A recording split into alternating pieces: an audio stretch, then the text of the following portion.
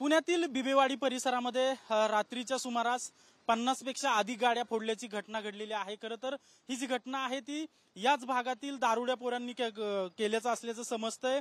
दहशत माजवण्याच्या उद्देशाने ही सगळी घटना केलेली आहे।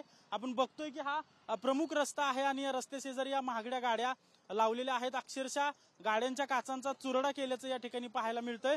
खरं तर नागरिक आतमध्ये राहायला आहेत ते या ठिकाणी गाड्या आपल्या पार्किंग करत असतात आणि आतमध्ये असतात, परंतु ही जी गाडी आहे, ज्या मुलाची ही गाडी आहे, तो रात्री या गाडीतच झोपलेला होता आणि आपण पाहतोय की तो झोपलेला असलेली चादर देखील अजून गाडीत आहे। आणि ज्यावेळी या टोळक्याने या गाडीवर कोयत्याने या काचा फोडल्या त्यावेळेस त्या मुलाच्या हाताला लागलेलं देखील आहे। तो मुलगा माझ्यासोबत आहे। दादा, रात्री गाडीत तू झोपला होता आणि त्यावेळेस ही सगळी घटना घडली। किती मुलं होती, कोणत्या हाताने ही गाडी फोडली? टायमिंग 2:50चा टायमिंग होता। 2:50 ते 2:55चा टाइम होता आणि 3 मुले होती। ती 22-25 वर्षाचीच मुले होती, जास्त मोठी नव्हती आणि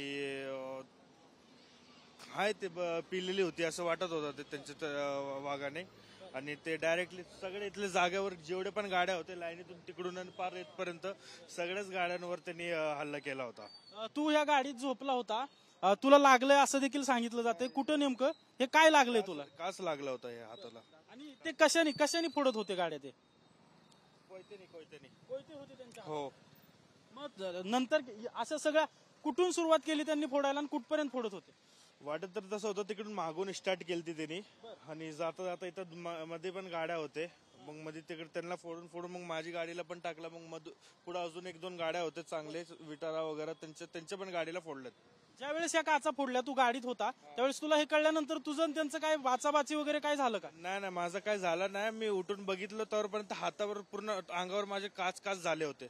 मी तोपर्यंत उठून तोपर्यंत ते पुढे ते पार्कच्या साईडला गेले होते ते।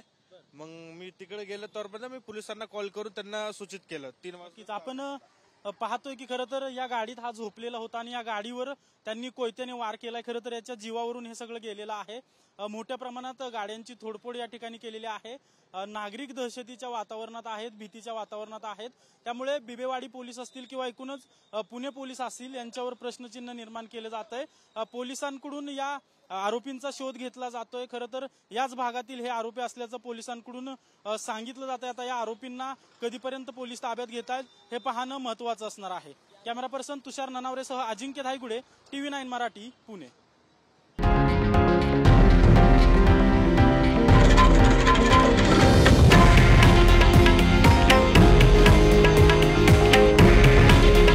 हे आहे देशातील नंबर 1 न्यूज नेटवर्क आणि आपण पाहत आहात TV9 मराठी। काळजी तुमची, हित महाराष्ट्राचं।